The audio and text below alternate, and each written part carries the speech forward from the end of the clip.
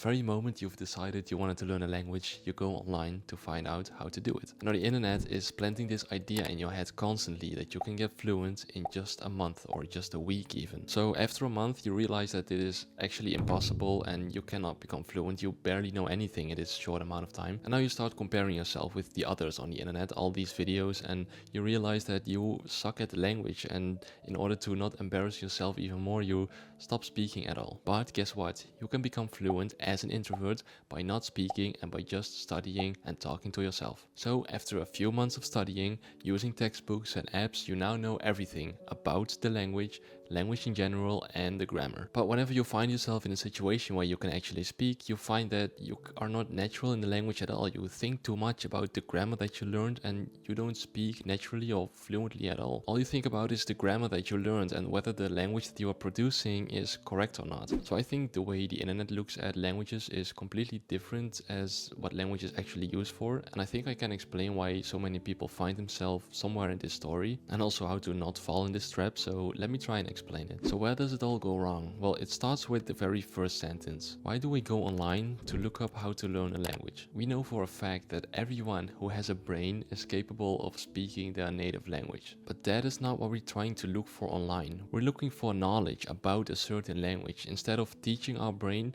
the ability to use the language. We're looking up how the language works rather than having the brain figure out how it works and teaching the brain how to do it, how to be able to speak it. And those are two different things. One is the learner of a certain language and the other is a native speaker of that language. And ideally you want to replicate the process that the brain of the native speaker went through and use that to produce the ability to speak the language. As we know that certainly works, right? But that is not the language learning that the internet loves. Because language learning on the internet is a complete different process and it leads to different results and some problems. So let me discuss these problems. Well, one problem is that the internet is just full of videos like these that are just unrealistic. I mean, it's not your fault. The improvements in technology causes our attention spans to get even shorter and shorter, so we want everything to be faster. We're so used to getting everything right when we want it that when we see a 30-second ad, it feels like an eternity. So now when a video tells you that you can learn a language in only a week, then that's just bullshit. And now there's one other thing that the internet does, and we already know this, but the internet makes people really antisocial, which is unfortunate because language is all about social skills, right? I'm pretty sure there's a certain group of people in the language learning community that despite liking languages, they are very shy and introverted and they don't want to speak at all. They just want to use apps and textbooks and learn about the language. But like I said, language is communication, and with communication there are also other things involved like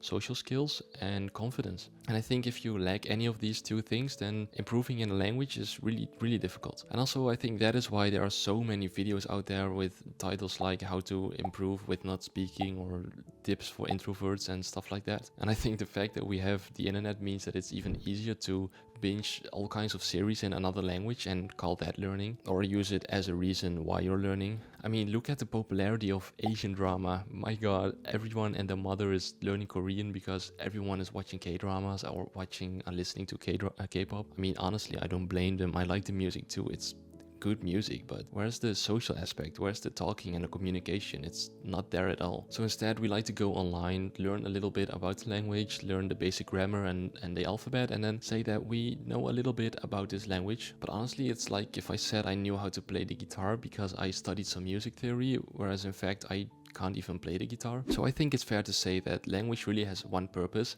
and that is communication. It doesn't matter what language or what aspect of language I'm speaking right now in English, and I'm communicating a message and you're listening, and so you understand that message. Now I could write this out and you would be able to read this and you would still understand my message, but I think speaking and listening is there's more connection involved. So by using language we can really communicate and connect.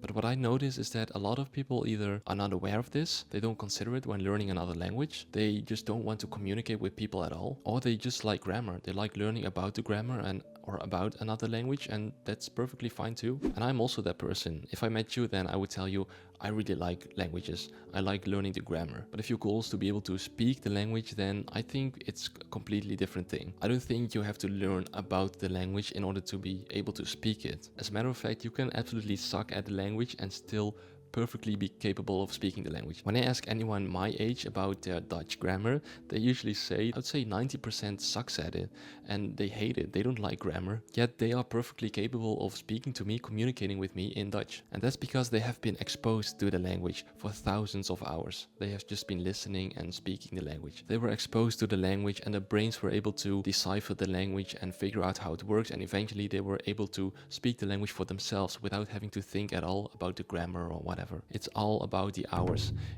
If anything, I would say the best way to measure the fluency in a language is by actually measuring the amount of hours that you've listened to inputs and language directed at you, where you understood the message. But the internet promises you that you can learn a language in a month or a week, which is not even 200 hours. I say anything that is not directly being exposed to the language and thus having your brain develop fluency is not improving ability to speak at all. I mean, take apps for example, like Duolingo. It's basically a textbook, but it feels like you're playing a game and like you're making progress, but how can you even measure that progress? Like it makes you feel like you're going somewhere, like you're actually improving, but you can't really measure your ability in a language through everything you've learned in an app, I think. Language is communication, and communication is so abstract, so how can you measure that? Now, all of this is basically what I noticed, combined with my experiences and some of the research about this whole learning about the language versus acquiring, like how babies do it kind of thing, which I'm so fascinated by this. I have to find out if this truly works. And what I realize is that I can go on the internet and look at all these videos, but the only way to find this out